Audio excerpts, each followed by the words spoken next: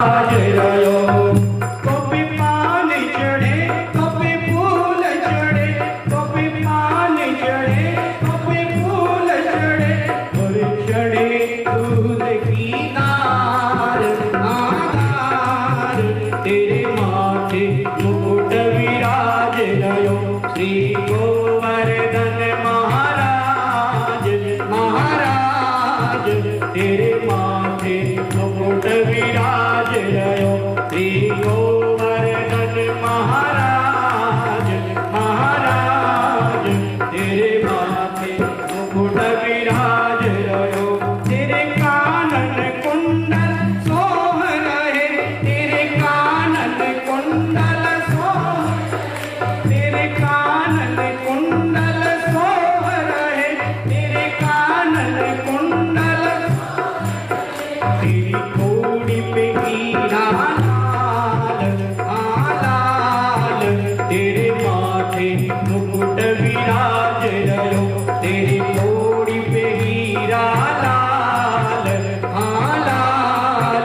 तेरे माथे मुकुट विराज रयो श्री गोवर्धन महाराज महाराज तेरे माथे मुकुट विराज रयो तेरे गले में कंधा सोने की तेरे गले में कंधा सोने की तेरे गले में कंधा सोने की तेरे गले में कंधा सोने की तेरी झांकी बनी है विशाल विशाल तेरे माथे मुकुट विराज रयो तेरी झांकी बनी है विशाल विशाल तेरे माथे मुकुट विराज रयो श्री गोवर्धन महाराज महाराज तेरे माथे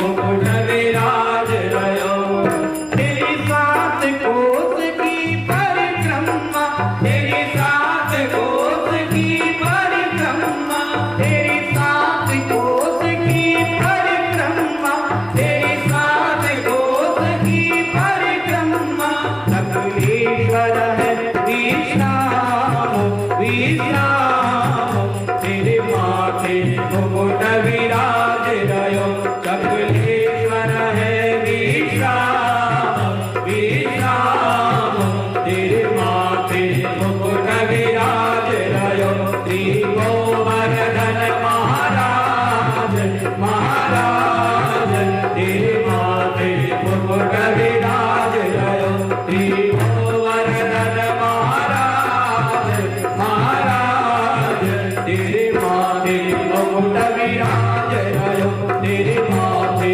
मुकुट विराज रयो तेरे माथे मुकुट विराज रयो बोले श्री गोवर्धन महाराज की जय श्री गोवर्धन महाराज की वो लोग इस तरह से जय जयकार करते हैं इतनी जय बोलते हैं इतनी जय बोलते हैं कि ये जय जयकार की गूंज देवराज इंद्र के कान में पहुंच जाती है और देवराज इंद्र कहता है अरे भैया ये क्या हो रहा है ये किसकी पूजा हो रही है ये किसकी जय जयकार हो रही है जाओ जा करके देख करके आओ।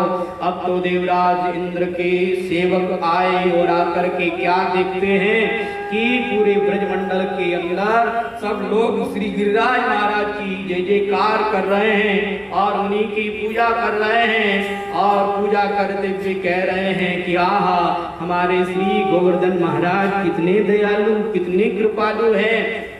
अरे भैया हमने पहली बार पूजा करी है और पहली बार में ही ये तो साक्षात प्रकट हो गए हैं और प्रकट होकर के हमारी सामग्री को इन्होंने स्वीकार किया है। देवराज इंद्र की पूजा करते हुए सालों साल व्यतीत हो गए आज तक उसने अपना मुंह तक नहीं दिखाया न जाने वो कैसा दिखता होगा कैसा लगता होगा उसने अपना मुंह तक नहीं दिखाया और हमारे गिरिराज महाराज तो प्रकट ही हो गए हैं। इस तरह से वो लोग चर्चा कर रहे हैं। देवराज इंद्र के सेवकों ने जाकर के देवराज इंद्र को बताया और कहा महाराज अब तो तारो पत्तो सांप हो गयो। अब आपकी पूजा नहीं होने वाली है, वहां तो गिरिराज महाराज की जय जयकार हो रही है। और श्री कृष्ण के कहने से उन्होंने आपकी पूजा बंद कर दी है। देवराज इंद्र कहने लगा, अच्छा, एक बालक के कहने से वर्षों से चलती आ रही मेरी पूजा उन्होंने बंद कर दी। अरे वो बालक अपने आप को समझता क्या है? वाचालम बालिसम स्तब्धम अज्ञम पंडितमानिनम कृष्णम मर्त्यमुपाश्रित्य गोपा में चक्रुरा प्रियम। और उस बकवादी कृष्ण को, नादान को, अभिमानी को, मूर्ख को उन्होंने अपना मसीहा बनाया है, अपना भगवान बनाया है और उसके कहने से उन्होंने मेरी पूजा बंद कर दी है। अरे वो ये जानते नहीं है कि मेरा कोप बरसेगा तो कोई भी जिंदा नहीं बचेगा। जाओ सावर्तक मेघों और जाकर के पूरे ब्रजमंडल को डुबो दो, काले पीले हरे लाल होकर के बरसो, इस तरह से बरसो, इस तरह से बरसो कि कोई भी ब्रजवासी भाग न पाए। अब तो सावर्तक मेघ आए, भयंकर गर्जना करते लगे और भयंकर गर्जना के साथ में मूषलधार बारिश आरंभ कर दी। बिजलियां चमकने लगी और मूषलधार बारिश आरंभ हो गई। ब्रजवासियों ने कहा, श्री कृष्ण, हमने पहले कहा था कि देवराज इंद्र के कोप से हमको कौन बचाएगा? कहा, जिस गिरिराज महाराज की हमने पूजा करी है वही गिरिराज महाराज हमें देवराज इंद्र के कोप से बचाएंगे। चलो सभी लोग श्री गिरिराज महाराज की शरण में चलते हैं। सभी लोग श्री गिरिराज महाराज की शरण में आए और भगवान ने कहा, देखो अभी अभी गिरिराज महाराज मेरे कान में एक शब्द कह करके गए। उन्होंने कहा कि तुम मुझे उठा लो। करे कन्हैया, तुमने कहीं भांग तो नहीं खा रखी है? इसी 30 कोस के लंबे चौड़े गिरिराज महाराज को हम उठा पाएंगे? नहीं नहीं, ये हमारे हर की बात नहीं है। अरे भैया, हमें नहीं उठाना है, हमें तो केवल निमित्त बनना है। ये गिरिराज महाराज स्वयं ही उठ जाएंगे। कहा, चलो ठीक है, हम प्रयास कर लेते हैं। ब्रजवासियों ने तो केवल प्रयास मात्र ही किया है, परंतु हमारे भगवान ने बाएं हाथ की कनिष्ठिका अंगुली पर श्री गिरिराज महाराज को धारण कर लिया। नख पर धार लियो गिरिराज, आज नाम गिरधारी पायो है। नख पर गिरिराज महाराज को धारण कर लेने के कारण हमारे भगवान का नाम गिरधारी पड़ गया है। बोलिए गिरधारी भगवान की। गिरधारी भगवान ने गिरिराज महाराज को धारण कर लिया। एक दिन बीता, 2 दिन बीते, 3 दिन बीते। मधुमंगल कहने लगा, अरे कन्हैया, 3 दिन से मूर्ति की तरह खड़े हो, आओ इधर आओ, थोड़ी देर विश्राम कर लो, थक गए होंगे।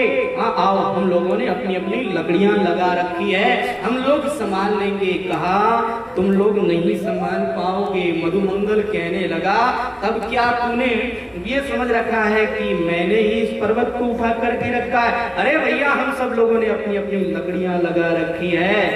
कहा, चलो ठीक है, अपनी अपनी लकड़ियों को संभाल करके रखना, मैं अपना हाथ नीचे कर रहा हूँ। कहा, हाँ आ जाओ आ जाओ, हमारी गोद में आकर के थोड़ा विश्राम कर लो।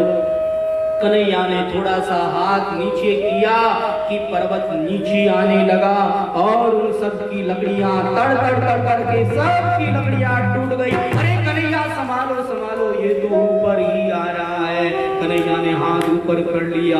अब तो वो सभी ब्रजवासी लोग बड़ा आश्चर्य करने लगे और कहने लगे कि अरे भैया, हम लोग तो 3 दिन से ऐसे ही मेहनत कर रहे हैं, इस पर्वत को तो कन्हैया ने उठा करके रखा है, हम लोगों ने तो ऐसे ही व्यर्थ में ही मेहनत करी है।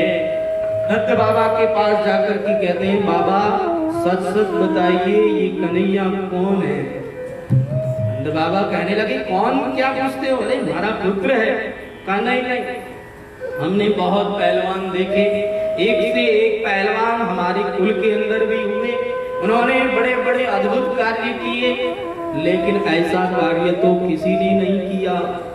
7 वर्ष की आयु में और 7 कोस के इस लंबे चौड़े गिरिराज महाराज को बाएं हाथ की कनिष्ठिका अंगुली पर उठाने वाला कोई साधारण मानव नहीं हो सकता, ये तो भगवान ही कर सकते हैं। सच सच बताइए, ये कौन है?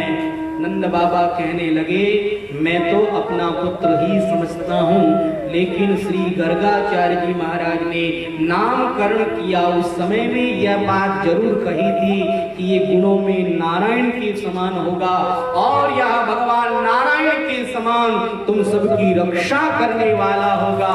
ग्वाल वालों ने कहा कि नारायण के समान नहीं, साक्षात नारायण ही कृष्ण के रूप में आए हैं और हम लोगों की रक्षा कर रहे हैं। अरे भैया, हम लोगों ने कितनी बड़ी भारी भूल कर दी कि हमने इनको अपना सखा मान लिया। नहीं, आज से तो हम इनको भगवान ही मानेंगे। भगवान ने 7 दिन तक लगातार उस पर्वत को धारण करके रखा और 7 दिन बीत गए।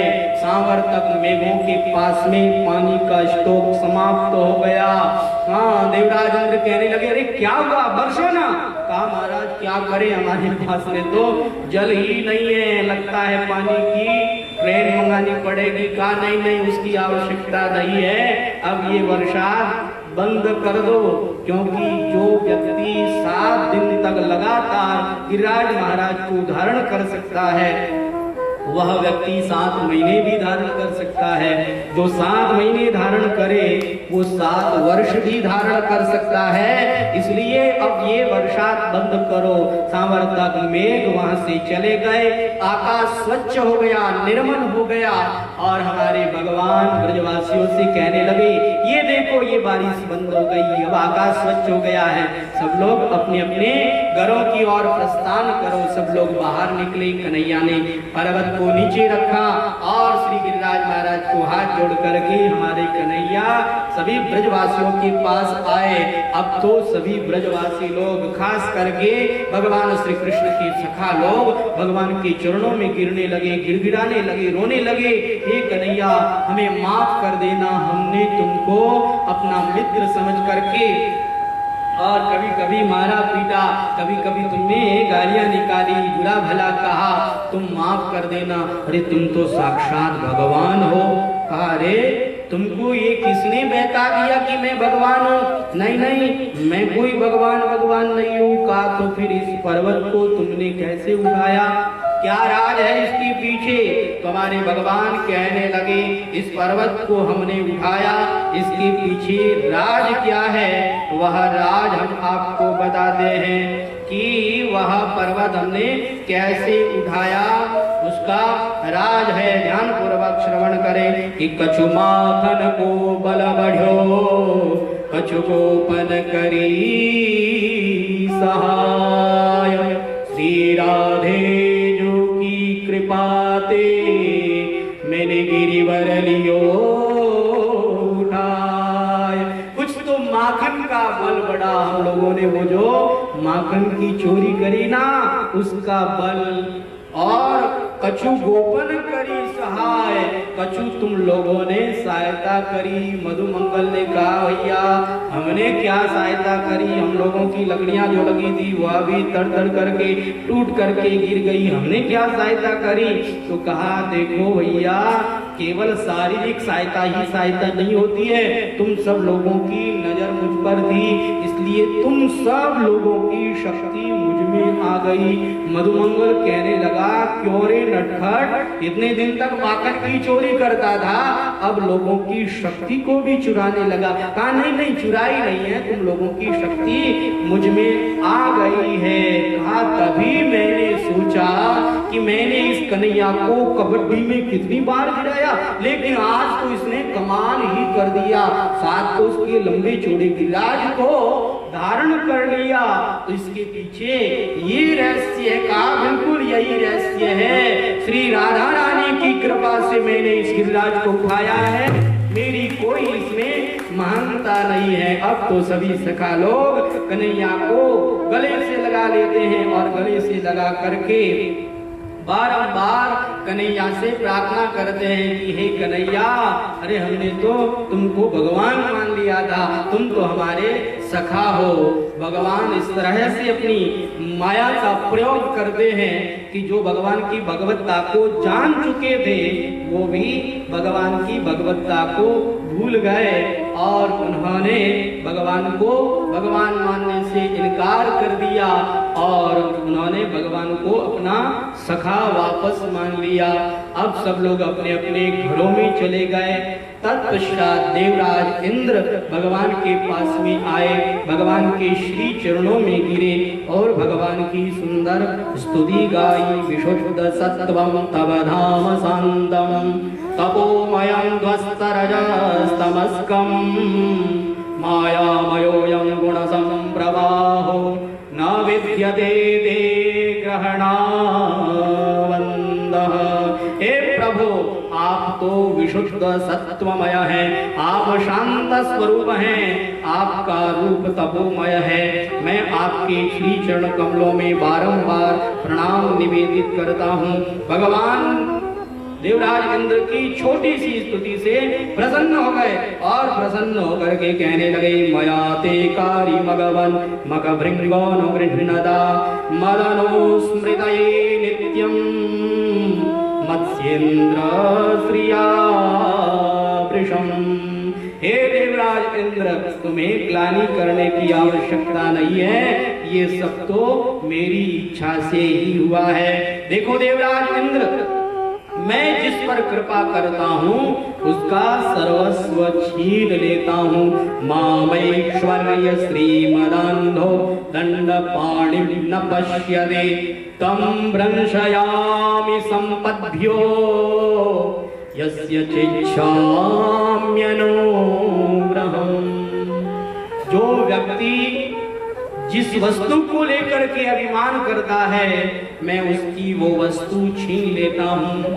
पद को लेकर के अभिमान करे तो पद छीन लेता हूँ, धन को लेकर के अभिमान करे तो धन छीन लेता हूँ, विद्या को लेकर के अभिमान करे तो विद्या छीन लेता हूँ। जिस वस्तु को लेकर के भी अभिमान करता है या जीव, मैं उसी वस्तु को उससे छीन लेता हूँ। हमारे पूज्य महाराज श्री से एक व्यक्ति ने प्रश्न किया और कहा कि महाराज श्री एक बात बताइए, आप कहते हैं कि भगवान जिस पर कृपा करते हैं उसका धन छीन लेते हैं, तो महाराज मैं तो कालम पूजा करनी बंद कर देवा, क्योंकि माने एडी कृपा चाहिए को नहीं। मैं तो इन वास्ते ही भगवान की पूजा करा कि भगवान माने सुख संपत्ति देवे, सुख संपत्ति घर आवे, कष्ट मिटे तन का, स्वामी कष्ट मिटे तन का। मैं तो इन वास्ते ही भगवान की पूजा करा कि मारे घर में सुख संपत्ति आ जावे और मारे शरीर लो कष्ट दूर हो जावे। मैं तो इन वास्ते ही पूजा करा।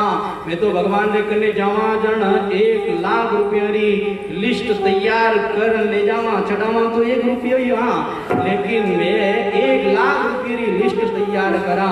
भगवान ने कहा कि देखो ये भी हमारे घर में नहीं है, वो भी नहीं है, ये भी नहीं है, वो भी नहीं है, सारी लिस्ट भगवान ने बतावा कि देखो भगवान मैं तारी पूजा करने वास्ते आवा, तारे वास्ते एहसान करा, मंदिर में आवा, घर छोड़न और तारी पूजा करा, तो थे माने सब कुछ दीजो, हमारे घर में कोई कमी मत रहने दीजो। भगवान ने अपन लोग इन तरह से प्रार्थना करा।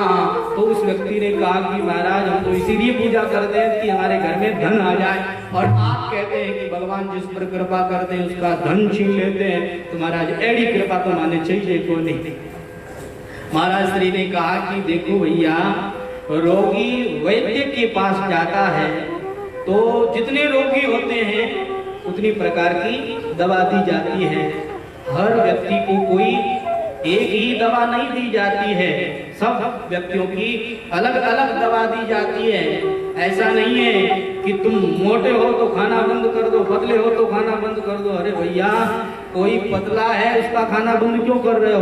मोटा है उसका खाना बंद कर दो, पतला है उसका खाना बंद करोगे तो वो तो बीमार ही पड़ जाएगा। वैद्य सबको अलग अलग प्रकार की दवा देता है। जिसका पेट खराब हो उसी को जुलाब दिया जाता है, हर किसी को जुलाब नहीं दिया जाता है। देखो भैया, जो व्यक्ति धन को लेकर के अभिमान करे उसी का धन छीना जाता है, हर किसी का नहीं। तो अगर आप ये चाहते हैं कि हमारा धन हमारे पास में बना रहे, तो आप कभी भी धन को लेकर के अभिमान मत करना। अगर अभिमान नहीं किया तो आपका धन आपके पास नहीं रहेगा। और अगर अभिमान कर लिया तो भगवान आपका धन छीनने में देरी नहीं लगाएंगे। पद को लेकर के अभिमान मत करना, बुद्धि को लेकर के, विद्या को लेकर के अभिमान मत करना। जैसे अगर हम ये अभिमान करें कि हम बहुत अच्छा बोलना जानते हैं, लोग हमारी प्रशंसा करते हैं, अगर हम ये अभिमान कर बैठे तो भगवान को तो केवल एक माथे का तार ढीला करने की आवश्यकता है। अगर माथे का तार ढीला कर दिया तो कल से ही आप ये कहने लग जाओ कि महाराज तो मेंटल हो गया, आगरा मेंटल हॉस्पिटल में भेज दो। तो भगवान को देरी नहीं लगती है। हमें बिल्कुल भी अभिमान नहीं करना चाहिए। जिस वस्तु को लेकर के हम अभिमान करेंगे भगवान हमसे वही वस्तु छीन लेंगे। यहाँ एक प्रश्न और उत्पन्न होता है कि देवराज इंद्र पर भगवान इतने जल्दी प्रसन्न हो गए। अरे कल ब्रह्मा जी ने भगवान की स्तुति गाई, भगवान के आगे नाक रगड़ा, खूब लंबी चौड़ी भगवान की स्तुति गाई, फिर भी भगवान ब्रह्मा जी पर प्रसन्न नहीं हुए। ब्रह्मा जी को ऐसे ही लौटना पड़ा और देवराज इंद्र पर तो छोटी सी स्तुति में राजी हो गए। इसके पीछे क्या राज है? तुम्हारे संत महापुरुष बताते हैं, कहते हैं कि देखो भैया, हमारे भगवान की क्या इच्छा रहती है? हमारे भगवान की ये इच्छा रहती है कि मेरे जितने भी भक्त हैं सबके सब भक्त मेरे सामने उपस्थित रहें, मेरे पास रहें।